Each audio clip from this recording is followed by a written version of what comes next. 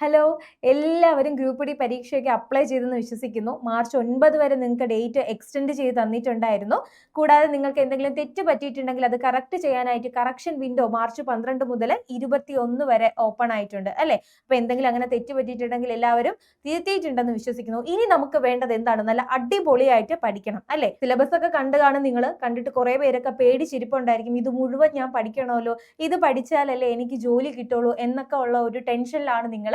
അപ്പോൾ ആ ടെൻഷനൊക്കെ ഒന്ന് കുറയ്ക്കാൻ വേണ്ടിയിട്ടാണ് ഇന്ന് ഞാൻ വന്നിരിക്കുന്നത്. യഥാർത്ഥ സിലബസ് എന്താണ്, എന്ത് പഠിച്ചാലാണ് നിങ്ങൾക്ക് ജോലി കിട്ടുന്നത്, എത്ര മാർക്ക് നേടിയാലാണ് നിങ്ങൾക്ക് ആ ഒരു സേഫ് സ്കോർ അല്ലെങ്കിൽ ജോലി ഉറപ്പിക്കാം എന്നൊക്കെ ഉള്ള കാര്യങ്ങളാണ് ഇന്ന് പറയുന്നത്. നമ്മുടെ ഗ്രൂപ്പ് ഡിയുടെ RRB ഗ്രൂപ്പ് ഡിയുടെ ഒരു സേഫ് സ്കോർ എന്ന് പറയുന്നത് എപ്പോഴും 75+ ആണ് നമ്മളുടെ സേഫ് സ്കോർ എന്ന് പറയുന്നത്. അപ്പോൾ ആ ഒരു 75+ എന്ന് പറയുന്നത് എങ്ങനെ മറികടക്കാം, ഏതൊക്കെ പോർഷൻസ് പഠിക്കുമ്പോഴാണ് നിങ്ങൾക്ക് ആ ഒരു മാർക്കിലേക്ക് എത്താൻ കഴിയുന്നത് എന്നുള്ള കാര്യങ്ങളാണ് ഇന്ന് നമ്മൾ പറയാനായിട്ട് പോകുന്നത്. നമുക്കറിയാം 22,000 വേക്കൻസികളാണ് ഇത്തവണ ഗ്രൂപ്പ് ഡിക്ക് വന്നിട്ടുള്ളത്. അപ്പോൾ അതുകൊണ്ട് തന്നെ നമ്മളും എന്തായിരിക്കണം, അതിൽ ഒരാളായിരിക്കണം അല്ലേ? അപ്പോൾ അതിനനുസരിച്ച് വേണം നമ്മൾ നല്ല രീതിയിൽ പഠിക്കാൻ. നമുക്കറിയാം 90 മിനിറ്റ് ആണ് എക്സാമിനുള്ളത്. 90 മിനിറ്റ് ആണ് എക്സാമിന്റെ ടൈം എന്ന് പറയുന്നത്. 100 ക്വസ്റ്റ്യൻസ് ആണുള്ളത് അല്ലേ? 100 ക്വസ്റ്റ്യൻസ് ഉണ്ട്, 90 മിനിറ്റ് ആണുള്ളത്. ഇതാണ് നമ്മളുടെ നോട്ടിഫിക്കേഷനിൽ തന്നിരിക്കുന്ന എന്തെന്ന് പറയുന്നത്, നോട്ടിഫിക്കേഷനിൽ തന്നിരിക്കുന്ന സിലബസ് എന്ന് പറയുന്നത്. ഈ ഒരു സിലബസ് എന്ന് പറയുന്നത് അവർ തന്നെ തന്നിട്ടുണ്ട്. It may be not that topics listed above illustrative not necessary exhaustive. അതായത് ഇതിനകത്തുള്ളത് മാത്രമേ ചോദിക്കുമെന്നും പറഞ്ഞിട്ടില്ല. ഇത് തന്നെയാണ്, അല്ലെങ്കിൽ ഇതിൽ കൂടുതൽ ചോദിക്കാം, ഇതിനകത്തുള്ള കാര്യങ്ങളൊക്കെ തന്നെ ചോദിക്കാം. അത് ഒരു ഫിക്സ്ഡ് ആയിട്ടുള്ള സിലബസ് ആയിട്ട് പറയുന്നില്ല. പക്ഷെ ഗ്രൂപ്പ് ഡിയുടെ മുന്നേ ഉള്ള എക്സാം ഒക്കെ എഴുതുന്നവർക്ക് ഏകദേശം ഏത് രൂപത്തിലായിരിക്കും പരീക്ഷ വരുന്നത് എന്ന ആ ഒരു എക്സാമിനെ പറ്റിയിട്ടുള്ള ഒരു അവലോകനം ഉണ്ടായിരിക്കും. നമുക്ക് അത്തരത്തിൽ മുൻ വർഷം നമ്മൾ എഴുതിയിട്ടുള്ള ആ ഒരു എക്സ്പീരിയൻസിന്റെ ബേസിൽ, അല്ലെങ്കിൽ മുൻ വർഷത്തെ ക്വസ്റ്റ്യൻ പേപ്പറൊക്കെ അനാലിസിസ് ചെയ്യുന്നതിന്റെ ബേസിൽ ഏത് രീതിയിൽ പഠിച്ചാൽ അല്ലെങ്കിൽ നമുക്ക് വേണ്ട ഒരു സേഫ് സ്കോർ എങ്ങനെ കിട്ടാമെന്നാണ് നമ്മൾ നോക്കുന്നത് കേട്ടോ. അപ്പോൾ ഇതാണ് ആ ഒരു പ്രിഫറൻസ് കാറ്റഗറി എന്ന് പറയുന്നത്. റീസണിങ് എന്ന് പറയുന്ന പോർഷൻ നിങ്ങൾ എടുക്കുകയാണെങ്കിൽ നിങ്ങൾ ഏറ്റവും കൂടുതൽ നോക്കേണ്ടത് NTPCയുടെ എക്സാം നടന്നുകൊണ്ടിരിക്കുകയാണ്. അപ്പോൾ ആ ഒരു പോർഷൻസിലും ഏകദേശം ഈ ഒരു ബാലൻസ്ഡ് ആയിട്ടുള്ള രീതിയിലാണ് ക്വസ്റ്റ്യൻസ് വന്നിരിക്കുന്നത്. അപ്പോൾ റീസണിങ് നിങ്ങൾ നോക്കുകയാണെങ്കിൽ നിങ്ങൾ ഏറ്റവും കൂടുതൽ ശ്രദ്ധിക്കേണ്ട ഒരു പോർഷൻ എന്ന് പറയുന്നത് അത് സീറ്റിംഗ് അറേഞ്ച്മെന്റ് ആണ്. സീറ്റിംഗ് അറേഞ്ച്മെന്റ് ആണ് നിങ്ങൾ ഏറ്റവും നല്ല രീതിയിൽ നോക്കിയിട്ട് പോകേണ്ട ഒരു റീസണിങ് പോർഷൻ എന്ന് പറയുന്നത്. അത് കഴിഞ്ഞ് നിങ്ങൾ ഇമ്പോർട്ടൻസ് കൊടുക്കണം. ഞാൻ ആ ഒരു ഇമ്പോർട്ടൻസിനനുസരിച്ച്, അതായത് എത്ര ക്വസ്റ്റ്യൻസ് ഏറ്റവും കൂടുതലായിട്ട് വരാൻ ചാൻസ് ഉണ്ട്, അല്ലെങ്കിൽ ചോദിച്ചിട്ടുള്ള ക്വസ്റ്റ്യൻസിന്റെ അതായത് പ്രീവിയസ് ക്വസ്റ്റ്യൻ പേപ്പറിന്റെ അനാലിസിസിലാണ് ഏതൊക്കെ പോർഷൻസ് ആണ് കൂടുതൽ പ്രിഫറൻസ് കൊടുക്കേണ്ടത് എന്നാണ് പറയുന്നത്. അപ്പോൾ റീസണിങ് എടുക്കുകയാണെങ്കിൽ നിങ്ങൾ പഠിക്കേണ്ടത് seating arrangement, blood relation, odd one out, data sufficiency, coding and decoding, analogy, syllogism, alpha numeric series, figure based, അതായത് മിറർ ഇമേജ് ഒക്കെ അതിനകത്താണ് വരുന്നത്, figure based, direction, statement based questions. അപ്പൊ ആദ്യം നിങ്ങൾ തീർക്കേണ്ടത് എന്താണ്? അത് സീറ്റിംഗ് അറേഞ്ച്മെന്റ് ആണ്. അത് കഴിഞ്ഞ് ബ്ലഡ് റിലേഷൻ, അങ്ങനെ വേണം നിങ്ങൾ പഠിച്ചു പോകാനായിട്ട്. ഇനി മാത്സ് എന്ന് പറയുന്നത് എപ്പോഴും വില്ലനായിട്ട് നിൽക്കുന്ന ഒരാളാണ്. അപ്പൊ അതുകൊണ്ട് തന്നെ ഏറ്റവും കൂടുതൽ ചോദിക്കാൻ ചാൻസ് ഉള്ള ആ ഒരു പോർഷൻസ് നിങ്ങൾ നല്ല രീതിയിൽ പഠിക്കുക, നല്ല രീതിയിൽ തന്നെ പഠിക്കുക. നമുക്ക് മാർക്ക് ടൈം കൺസ്യൂം ചെയ്യേണ്ട ഒരു പോർഷനാണ് മാത്സ് എന്ന് പറയുന്ന ആ ഒരു സെക്ഷൻ എന്ന് പറയുന്നത്. അപ്പം മാത്സ് എടുക്കുകയാണെങ്കിൽ ഏറ്റവും നല്ല രീതിയിൽ ആദ്യം തന്നെ പഠിക്കേണ്ടത് പെർസെൻറ്റേജ് ആണ്. പെർസെൻറ്റേജ്, പിന്നെ അത് കഴിഞ്ഞ് profit and loss, simple and compound interest, ratio and proportion, average, time and work, time speed distance, LCM, HCF, number series അല്ലെങ്കിൽ number system, BODMAS, squares and cubes, divisibility, geometry, trigonometry, അങ്ങനെ mensuration, എങ്ങനെയാണ് പോകുന്നത് ആ ഒരു തരത്തിൽ പഠിക്കുക. അതാ ആദ്യം ഞാൻ വരച്ചേക്കുന്ന കുറച്ച് ടോപ്പിക്കുകൾ ഇത്രയും നിങ്ങൾ നല്ല രീതിയിൽ പഠിക്കുക. അതായത് പെർസെൻറ്റേജ് ഇല്ലാത്ത ഒരു RRBയുടെ എക്സാംസും ഇല്ല. പെർസെൻറ്റേജ്, പ്രോഫിറ്റ് ആൻഡ് ലോസ്, പെർസെൻറ്റേജും പ്രോഫിറ്റ് ആൻഡ് ലോസും നല്ല രീതിയിൽ പഠിക്കുക, നല്ല തറവായിട്ട് പഠിക്കുക. അത് കഴിഞ്ഞ് simple and compound interest, ratio and proportion, average, time and work നല്ല രീതിയിൽ പഠിച്ചിട്ട് തന്നെ പോകണം. പിന്നെ ടൈം, സ്പീഡ്, ഡിസ്റ്റൻസ്, ഇത്രയും ആൾക്കാരെ ഒഴിവാക്കാതെ നല്ല രീതിയിൽ പഠിക്കാം. ഇനി ജനറൽ അവയർനെസിന്റെ കേസ് എടുക്കുമ്പോൾ എന്താണ് GKയിൽ നിങ്ങൾ പഠിച്ചിട്ട് പോവേണ്ടത്, അല്ലെങ്കിൽ കറണ്ട് അഫയേഴ്സ് നോക്കേണ്ടത്. കറണ്ട് അഫയേഴ്സിന്റെ കാര്യത്തിൽ ഒരു ഉഴപ്പും കാണിക്കരുത്. നമ്മുടെ SSC RRB ബേസ്ഡ് എക്സാംസിന് ചോദിക്കുന്നത് എപ്പോഴും നാഷണൽ അല്ലെങ്കിൽ ഇന്റർനാഷണൽ ബേസ്ഡ് ആയിട്ടുള്ള കറണ്ട് അഫയേഴ്സുകളായിരിക്കും.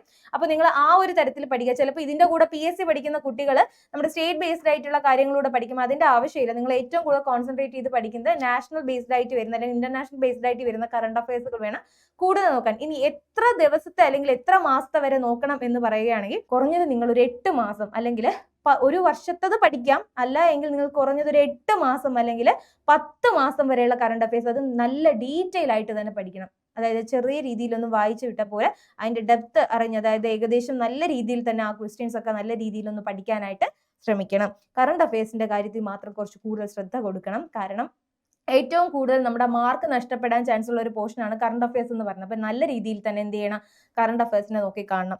ഇനി സയൻസിന്റെ കേസ് എടുക്കുകയാണെങ്കിൽ നിങ്ങൾ എന്ത് ചെയ്യണം എന്ന് വെച്ച് കഴിഞ്ഞാൽ, സയൻസ് അല്ല, നമ്മുടെ ജനറൽ നോളജിന്റെ കേസ് എടുക്കുമ്പോഴത്തേക്കും അത്യാവശ്യം നോക്കേണ്ട കുറച്ച് പോർഷൻ എന്ന് പറയുന്നത് ഹിസ്റ്ററിയിൽ വരുമ്പോൾ ആ ഒരു ഏൻഷ്യൻ ഹിസ്റ്ററിയൊക്കെ ഒരു ലാസ്റ്റ് ആയിട്ട് ആദ്യം പഠിക്കാനായിട്ട് നിൽക്കേണ്ട, നിങ്ങൾ പിന്നീട് സമയം കിട്ടുന്നതനുസരിച്ച് പഠിക്കാൻ വേണ്ടി നോക്കിയാൽ മതി. എപ്പോഴും ജോഗ്രഫിയുടെ കേസ് എടുക്കുമ്പോൾ ഹിമാലയൻ റേഞ്ചസ്, പോർട്ടുകൾ, നമ്മുടെ ആ ഒരു റിവർ സിസ്റ്റം അത് നല്ല രീതിയിൽ പഠിക്കുക.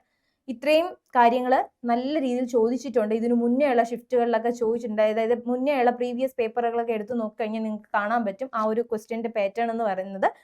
അപ്പൊ എല്ലാം വാരി വലിച്ച് പഠിക്കുന്നതിനേക്കാളും നമ്മൾ ചെയ്യേണ്ടത് ബുദ്ധിപൂർവ്വം ഏറ്റവും ഇമ്പോർട്ടന്റ് ആയിട്ടുള്ള കാര്യങ്ങൾക്ക് കൂടുതൽ ശ്രദ്ധ കൊടുത്ത് മുന്നേ അത് തീർത്തുക. പിന്നെ നിങ്ങൾക്ക് സമയം ഉണ്ടെങ്കിൽ മാത്രം ബാക്കി പോർഷൻസ് നോക്കുക എന്നാണ്. ഇനി എക്കണോമിയുടെ കേസ് എടുക്കുമ്പോൾ തീർച്ചയായിട്ടും നിങ്ങൾ നോക്കേണ്ടത് ലേറ്റസ്റ്റ് ആയിട്ടുള്ള ബഡ്ജറ്റ് എന്താണോ, ഇപ്പോൾ നമ്മുടെ ലേറ്റസ്റ്റ് ആയിട്ട് നടന്നിട്ടുള്ള ബഡ്ജറ്റ്, അതിന്റെ പ്രത്യേകതകൾ അല്ലെങ്കിൽ അത് എത്ര ശതമാനമാണ് എന്നുള്ള കാര്യങ്ങളൊക്കെ ആ ഒരു ബഡ്ജറ്റ് ഒക്കെ നല്ല രീതിയിൽ പഠിക്കുക. പിന്നെ 5 ഇയർ പ്ലാൻസ് നല്ല രീതിയിൽ പഠിച്ചിട്ട് പോവുക. എല്ലാ പരീക്ഷയ്ക്കും ചോദിക്കുന്ന ഒരു കാര്യമാണ് 5 ഇയർ പ്ലാൻസ് എന്ന് പറയുന്നത്. ബഡ്ജറ്റ്, പിന്നെ സ്കീമുകളും നല്ല രീതിയിൽ പഠിക്കണം. ഇതൊക്കെ എന്ന് പറയുന്നത് എക്കണോമിക്സിൽ വരാൻ ചാൻസ് കൂടുതലായിട്ടുള്ള ഒരു പോർഷൻസ് ആണ്. ഇനി സ്റ്റാറ്റിക് GK എടുക്കുമ്പോൾ ലേറ്റസ്റ്റ് ആയിട്ട് കിട്ടിയിട്ടുള്ള അവാർഡുകൾ, ഇപ്പോൾ ഓസ്കാറൊക്കെ അനൗൺസ് ചെയ്തിട്ടുണ്ട്. അത്തരത്തിലുള്ള ഓസ്കാർ അവാർഡ് അങ്ങനെയുള്ള കാര്യങ്ങൾ, പിന്നെ നമ്മുടെ ബുക്സും ഓതേഴ്സും, ഇനി കൾച്ചർ ആൻഡ് ഹെറിറ്റേജ്, ഓരോ സ്റ്റേറ്റ് വൈഡ് ആയിട്ടുള്ള സ്റ്റാറ്റിക് GK അങ്ങനെയുള്ള കാര്യങ്ങളും കുറച്ചൊന്ന് നോക്കിയിട്ട് പോകുക. അപ്പോൾ ജനറൽ അവയർനെസിന്റെ കേസ് എടുക്കുമ്പോൾ നിങ്ങൾ നോക്കേണ്ടത് കുറച്ച് എന്താണ്, ഹിമാലയ റേഞ്ചസ്, പോർട്ടുകൾ, ഇറിഗേഷൻസ്, അതായത് റിവർ സിസ്റ്റം അങ്ങനെയുള്ള കാര്യങ്ങൾ നോക്കുക.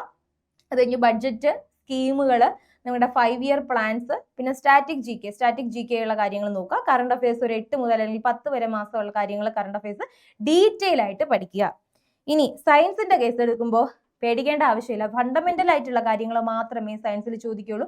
ഒരുപാട് പഠിക്കേണ്ട ആവശ്യമില്ല. ഒരുപാട് എന്ന് പറഞ്ഞു കഴിഞ്ഞാൽ ഫുൾ നിങ്ങൾ കുറേ പ്രോബ്ലംസ് ഒക്കെ ചെയ്ത് അങ്ങനെ ബുദ്ധിമുട്ടി പഠിക്കേണ്ട ആവശ്യമൊന്നുമില്ല. ഫണ്ടമെന്റൽ ആയിട്ടുള്ള കാര്യങ്ങൾ NCERTയുടെ 1 മുതൽ 10 വരെയുള്ള ടെക്സ്റ്റിനകത്ത് ചോദിക്കുന്ന ബേസിക് ആയിട്ടുള്ള കാര്യങ്ങൾ മാത്രമേ സയൻസിൽ ചോദിക്കുകയുള്ളൂ. അപ്പോൾ ഒരു ഡീറ്റെയിൽ ആയിട്ട് നമ്മളൊരു CGL ലെവലൊക്കെ പഠിച്ചുകൊണ്ട് പോകുന്ന തരത്തിലുള്ള സയൻസ് ഒന്നും നിങ്ങൾ ഇവിടെ നോക്കേണ്ട ആവശ്യമില്ല. ഒരു സിമ്പിൾ ആയിട്ടുള്ള കാര്യങ്ങൾ മാത്രമേ സയൻസിൽ ചോദിക്കാൻ ചാൻസ് ഉള്ളൂ. ഏറ്റവും കൂടുതൽ നിങ്ങൾ നോക്കേണ്ടത് ആ ഒരു യൂണിറ്റുകൾ അല്ലെങ്കിൽ നമ്മുടെ സെല്ലിന്റെ പോർഷൻസ് ഒക്കെ അത്യാവശ്യം നല്ല രീതിയിൽ നോക്കിയിട്ട് പോവുക. പിന്നെ ലെൻസിന്റെ പോർഷൻസ്, അല്ലെ ഫിസിക്സിൽ വരുമ്പോൾ ലെൻസ്, അങ്ങനെയുള്ള കാര്യങ്ങളൊക്കെ ഒന്ന് നോക്കിയിട്ട് പോവുക. പിന്നെ ഈ സിലബസിൽ കാണുന്ന കാര്യങ്ങളൊന്നും കണ്ട് പേടിക്കേണ്ട ആവശ്യമില്ല. ഏറ്റവും നമുക്ക് വേണ്ടത് നമുക്ക് എന്താ ധൈര്യത്തോടെ എക്സാമിന് ആ ഒരു ഫ്രീ ആയിട്ട് കാണാനുള്ള ഒരു ശ്രമം നടത്തുക. വെറുതെ ടെൻഷൻ അടിച്ച് നെഗറ്റീവ് മാർക്ക് വാങ്ങുന്നതിനേക്കാളും നല്ലത് നമ്മൾ ബുദ്ധിപൂർവ്വം ഹാർഡ് വർക്ക് എന്ന് പറയുന്നതിനേക്കാളും ഒരു സ്മാർട്ട് വർക്ക് ചെയ്ത് നിങ്ങൾ എന്ത് ചെയ്യുക, ഒരു 75+ മാർക്ക് നേടാനായിട്ട് ശ്രമിക്കുക. ഇതാണ് നമ്മളുടെ സേഫ് സ്കോർ എന്ന് പറയുന്നത്. അപ്പോൾ അത് കിട്ടാനായിട്ട് വേണം നിങ്ങൾ ശ്രമിക്കുക. നമ്മുടെ RRB ഗ്രൂപ്പ് ഡിയുടെ അഗ്നി ബാച്ച് ഒക്കെ ലോഞ്ച് ചെയ്തിട്ടുണ്ട്. നിങ്ങൾക്ക് ഞങ്ങൾ പ്രൊവൈഡ് ചെയ്യുന്നത് ഇത്തരത്തിലുള്ള സിലബസ് ബേസ്ഡ് ആയിട്ടുള്ള ക്ലാസ്സുകളായിരിക്കും. ഒരുപാടൊന്നും പഠിക്കുന്നതിനേക്കാളും നല്ലത് ജോലിയിൽ കയറാൻ വേണ്ടിയുള്ള അത്യാവശ്യ കാര്യങ്ങൾ പഠിക്കുക. അത്യാവശ്യമല്ല, ജോലിയിൽ കയറാൻ നിങ്ങൾക്ക് ഏതാണോ ആവശ്യം അങ്ങനെയുള്ള കാര്യങ്ങൾ മാത്രം പഠിക്കുക എന്നാണ്. അപ്പോൾ അത്തരത്തിലുള്ള ഒരു കോച്ചിങ് ആയിരിക്കും നിങ്ങൾക്ക് സൂപ്പർ നോട്ട്സിന്റെ SSC RRBയിൽ നിന്ന് ലഭിക്കുന്നത്. അപ്പോൾ ആ ഒരു കോച്ചിങ്ങിലേക്ക് നിങ്ങൾക്ക് ജോയിൻ ചെയ്യാൻ താല്പര്യം ഉണ്ടെങ്കിൽ ഞങ്ങളുടെ ഗൂഗിൾ ഫോംസ് നിങ്ങളുടെ ഡിസ്ക്രിപ്ഷൻ ബോക്സിൽ കാണും, അല്ലെങ്കിൽ ഞങ്ങളുടെ നമ്പർ കൊടുത്തിട്ടുണ്ട്, അതിലൊന്ന് കോൺടാക്ട് ചെയ്താലും മതി. അപ്പോൾ നിങ്ങൾ എന്ത് ചെയ്യുക എന്ന് പറഞ്ഞു കഴിഞ്ഞാൽ ഇന്ന് തൊട്ട് നിങ്ങളുടെ മടിയെല്ലാം മാറ്റി വെച്ച് നല്ല രീതിയിൽ പഠിക്കാനായിട്ട് ശ്രമിക്കുക. ആവശ്യമുള്ള കാര്യങ്ങളെ മാത്രം പഠിച്ച് വേണ്ടാത്ത കാര്യങ്ങൾ നോക്കുക എന്ന് ഞാൻ പറയില്ല. നിങ്ങൾക്ക് സമയമുണ്ടെങ്കിൽ നിങ്ങൾക്ക് എല്ലാം പഠിക്കാൻ കുഴപ്പമില്ല. പക്ഷെ പഠിക്കേണ്ടത് പഠിക്കുക, അതിലൊരു ഉഴപ്പ് നിങ്ങൾ കാണിക്കരുത്. Okay, all the very best.